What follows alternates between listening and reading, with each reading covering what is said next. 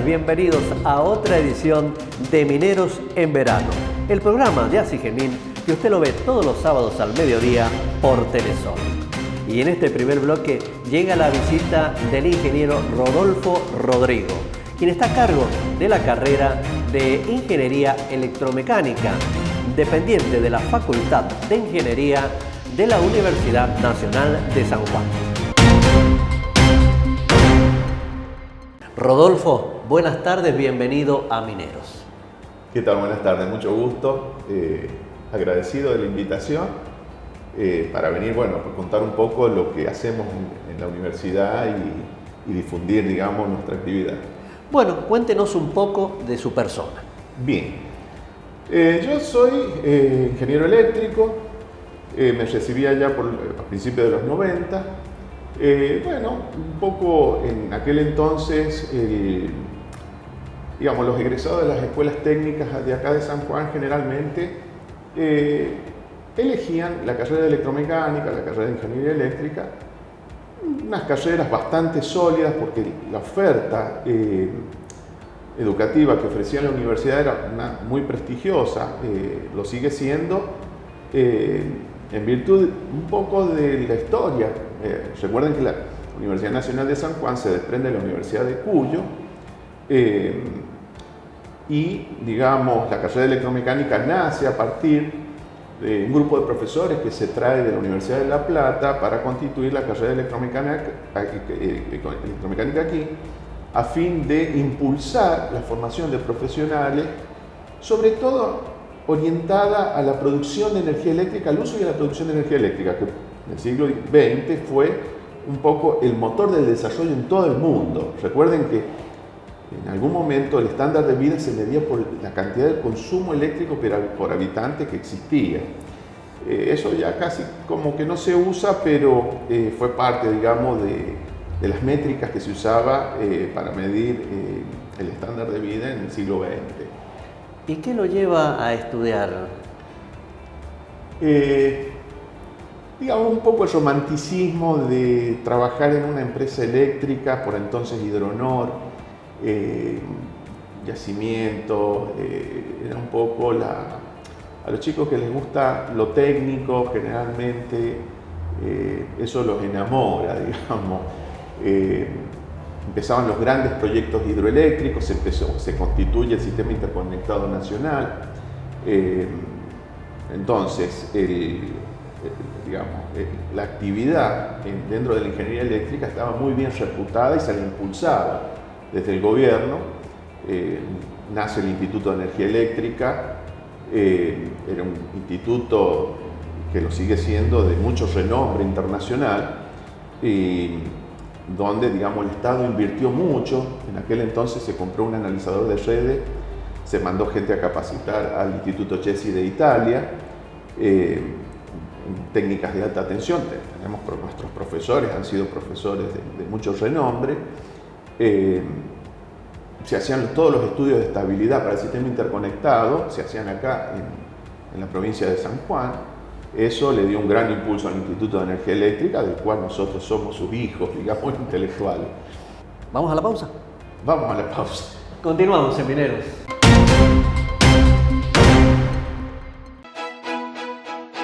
El futuro necesita de la minería. Por eso estamos comprometidos con la seguridad y salud de las personas, impulsando prácticas ambientales líderes y promoviendo el desarrollo en comunidades. En Veladero generamos más valor para San Juan y Argentina. Veladero, una empresa de Barrick y Yandón. Y continuamos hablando con el ingeniero Rodolfo Rodrigo. El tema, la vinculación de la electromecánica con la minería. Rodolfo, ¿cuál es la vinculación de tu carrera hacia la minería? Bien, todos conocen, es de público conocimiento, que la provincia de San Juan, en el gobierno del ingeniero José Luis Gioja, le dio un impulso al tema de la minería, San Juan Minera, etcétera, etcétera. Y sobre todo desde el EPRE, con uno que fue mi profesor, el doctor Prudencio Rivera, se impulsó la construcción de la línea minera. Eso hace accesible una energía de bajo costo al área cordillerana, donde existe una enorme cantidad de potenciales proyectos mineros que requieren de esta infraestructura. Entonces se completó esa línea de alta tensión, es decir, es parte del sistema interconectado nacional, es decir, se puede comprar energía a muy bajo valor, a bajo costo, mucho más barata de la que uno puede obtener con generación propia o generación solar o de otro tipo, alternativa, con lo cual se amplía las posibilidades de negocios en el área minera. Entonces, digamos, la energía eléctrica es el principal insumo dentro del campo de la industria en general y sobre todo en la minería, donde existen procesos de transporte, trituración de roca, refino de minerales.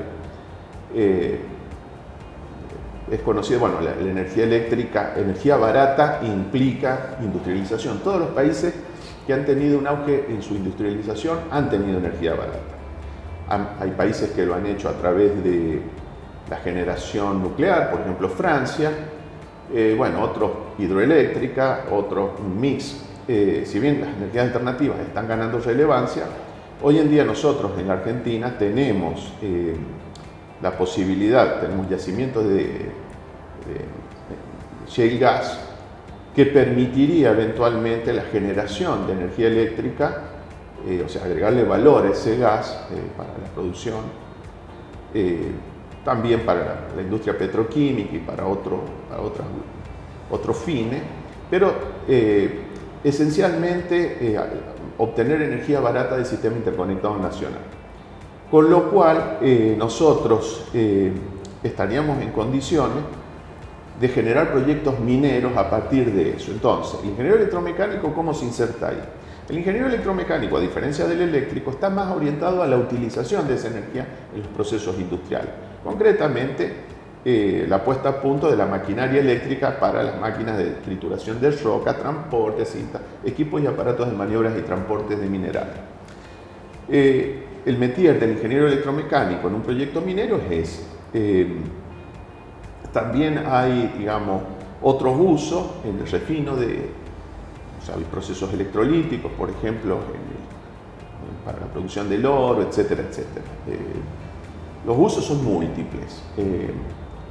En general, digamos que el ingeniero electromecánico es una pieza esencial, trabajando en equipo con el ingeniero industrial en darle rentabilidad y agregar valor en un proceso minero al digamos, establecer, digamos, una simbiosis, una sinergia a fin de lograr sus objetivos.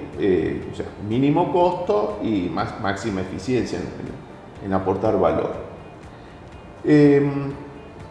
La carrera de electromecánica ya se ha modificado. Nosotros al presente tenemos un proyecto concluido, donde se nos aprobó la carrera de electromecánica, atendiendo a los cambios tecnológicos que han tenido lugar en estos últimos 2 años.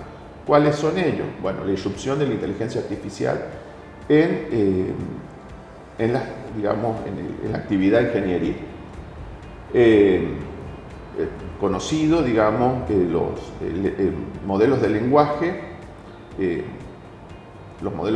que permiten establecer, digamos, plataformas de interacción autómatas inteligentes que asisten a los técnicos en tareas de mantenimiento y otras actividades, incluso hasta atención al cliente. Tenemos en ciernes un proceso de aumento de la productividad motorizado por estas plataformas inteligentes que generalmente operan en la nube. ¿Es un gran avance en la inteligencia artificial? Sí, es un avance hasta, digamos, que impone condiciones de nuevas regulaciones, sobre todo en el uso ético de estas herramientas, el uso militar, donde el uso de datos, el insumo de estos algoritmos, son los datos, es crítica.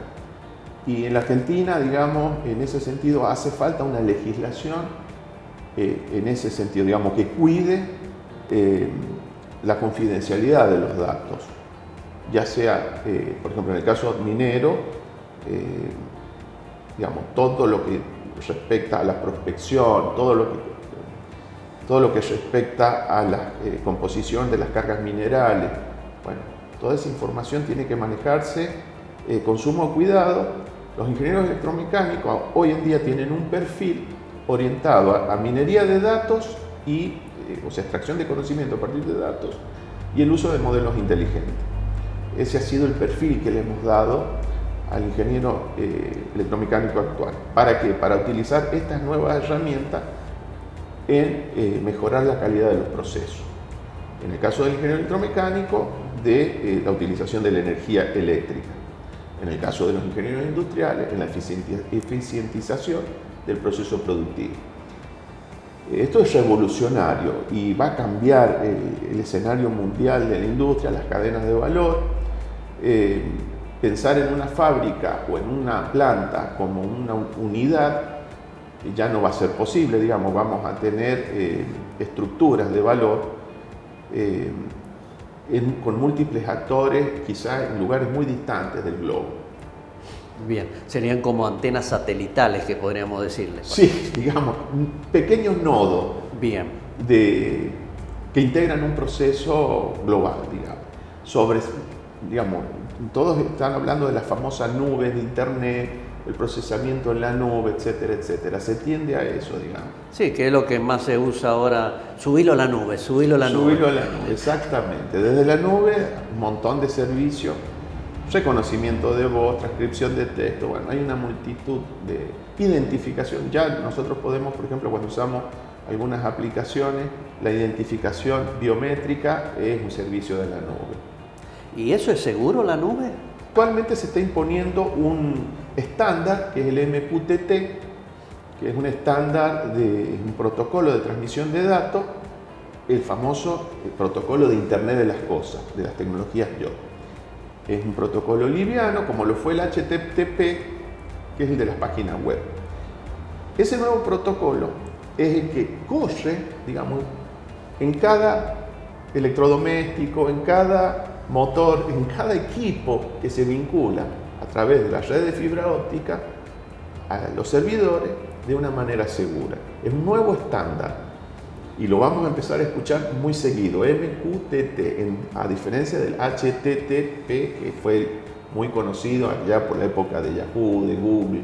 Sí, le preguntaba por los hackers estos que andan ahí, que roban los datos, roban la información. Bueno, la Internet de las cosas justamente apunta a crear una infraestructura de software para evitar ese tipo de problemas. Digamos, es un salto tecnológico para eliminar las vulnerabilidades que tiene la red. ¿Cómo vienen trabajando con Gastón? Bueno, con Gastón estamos haciendo una integración, algunas materias, por ejemplo, la materia de análisis de datos es una materia común, es un espacio de integración donde se elaboran proyectos de tipo para el desarrollo de competencias, de integración vertical de los conocimientos.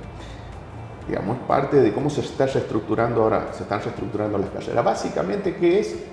Se les ayuda a los alumnos, se los capacita ahí en esos espacios de integración, en el uso de herramientas inteligentes aplicadas a la ingeniería. Bien.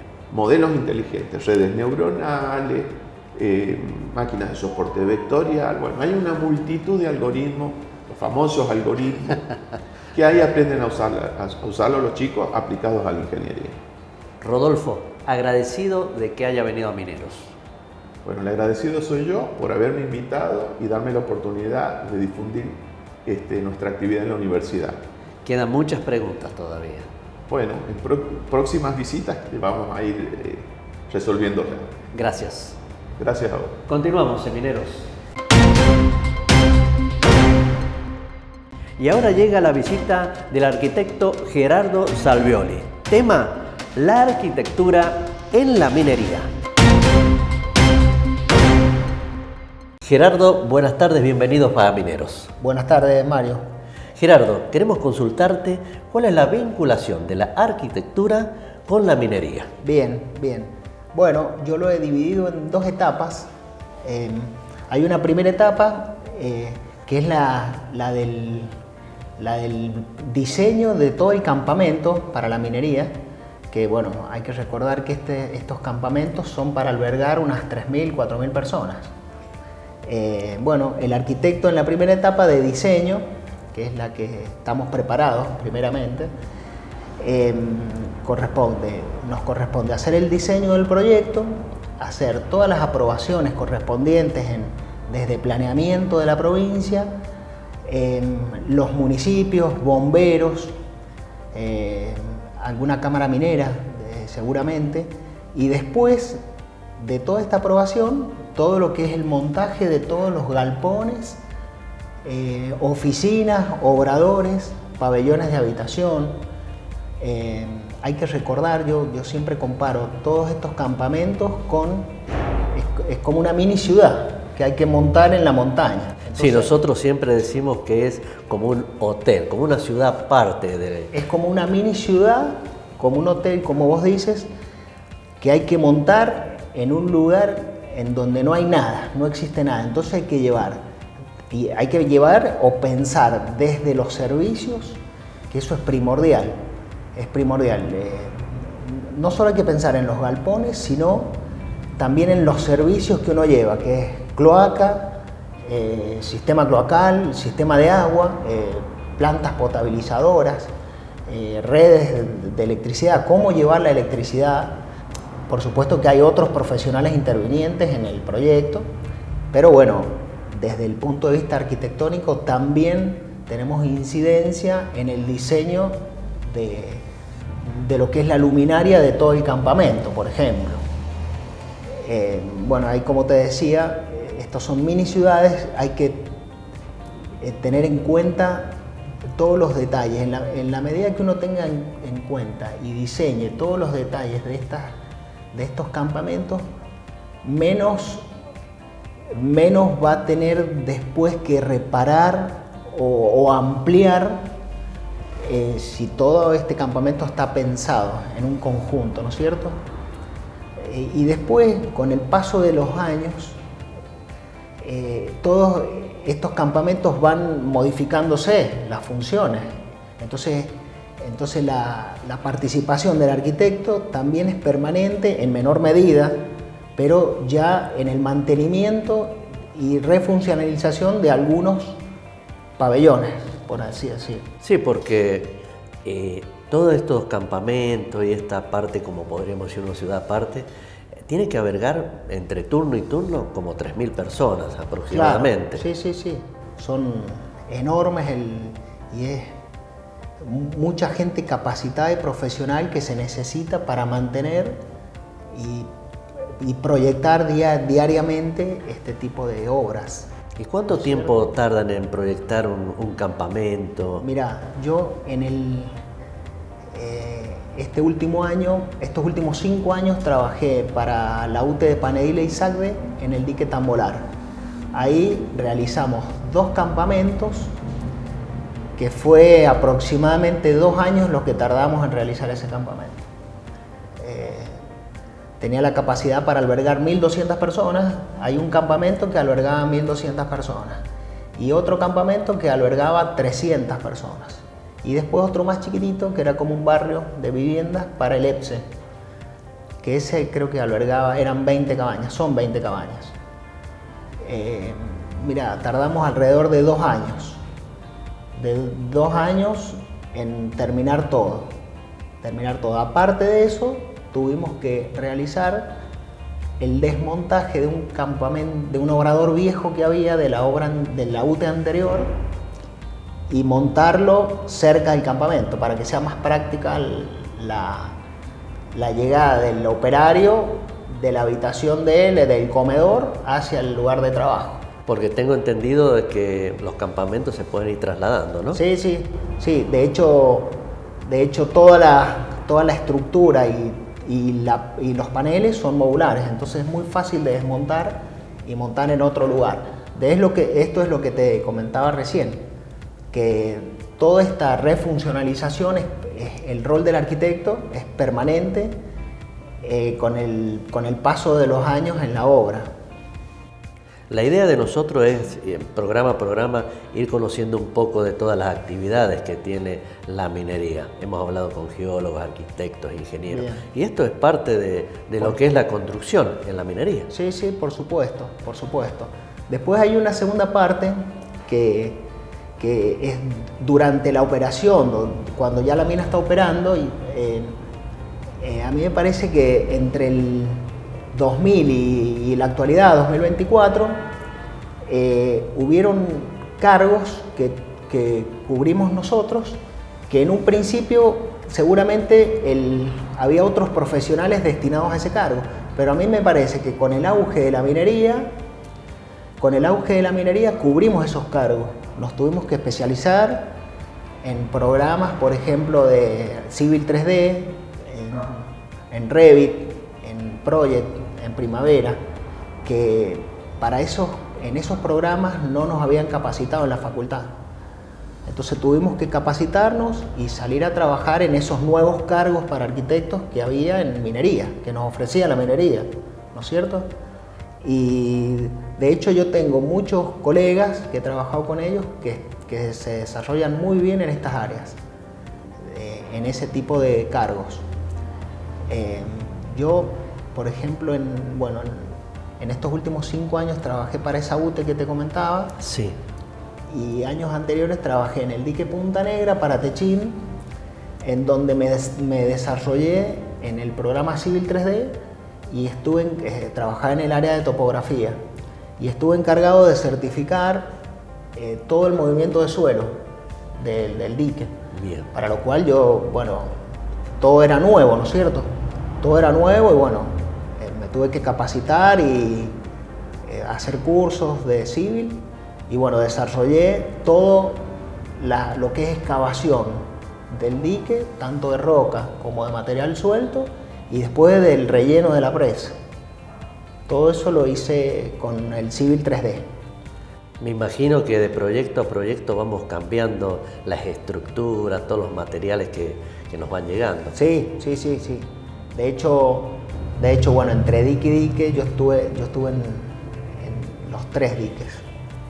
Este último no lo logramos terminar. Ajá. Pero sí. Estaba Caracoles, Punta Negra, claro, y Tambolar, que no se terminó. Y Tambolar. Y después, las empresas te exigen, no directamente, pero las exigencias van cambiando. En donde en Caracoles utilizaba solamente el programa de AutoCAD, que ese sí lo manejo muy bien, y después en Punta Negra tuve que aprender a utilizar Civil 3D. Después en Tambolar, fue más gestión y diseño, no fue de movimiento de suelo lo mío, mi participación. Estuve en producción y oficina técnica ahí. Pero sí, los programas van actualizándose,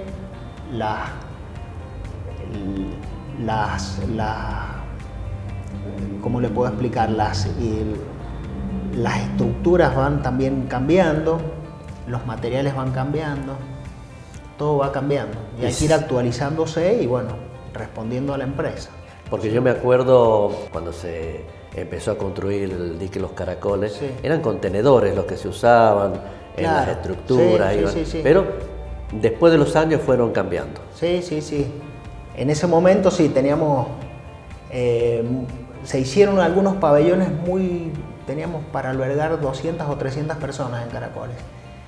Y la mayoría era panelería de telgopor con chapa. De hecho, en algunos pabellones del campamento de Tambolar estaban esas. Lo último que hemos utilizado son estructuras aporticadas y paneles de poliuretano con chapa en los costados. Esa es la que más resultado ha dado. Bien. Y es muy rápida de montar. Cada pabellón, les doy un ejemplo, cada pabellón de para albergar 56 personas, la empresa Senda, que era la que nosotros subcontratábamos, tardaba 45 días corridos en montarla. Y dejarla ya hasta con aires acondicionados puestos, todo. Electricidad, aires acondicionados, todo. Sí, porque yo me acuerdo en los principios de año, de cuando llega la minería, habían habitaciones de supervisores con sus baños, habían las otras habitaciones para albergar a diferentes operarios con 4 o 5 camas. Claro, sí, tenemos 2 tipos de habitaciones, las con baño privado, después diseñamos algunas que tenían un baño cada 2 habitaciones y después la de operarios que era con un baño en común en el medio. Con un baño en común en el medio. Esa era la que más pabellones teníamos. Pero sí, hay 2 o 3 tipos. Después probamos algún sistema de tener un baño industrializado que no nos dio resultado a nosotros. Claro, aparte también se construían los comedores, los famosos comedores donde todos se juntan ahí a almorzar, cenar. Los comedores deben tener la proporción de la cantidad de personas, ¿no es cierto? Que eso es lo que nos exige planeamiento. Y después algo también muy importante que son centros de salud, también hay que proyectar cocinas. Todo eso en la medida que uno lo vaya diseñando con más precisión, después con el paso del tiempo menos modificaciones le va a hacer. ¿Y estamos preparados para la construcción de estos módulos para estas empresas que van a venir a construir en San Juan? Sí, a nivel profesional yo creo que en estos últimos años se han capacitado muchos profesionales, desde arquitectos como ingenieros también, ¿no?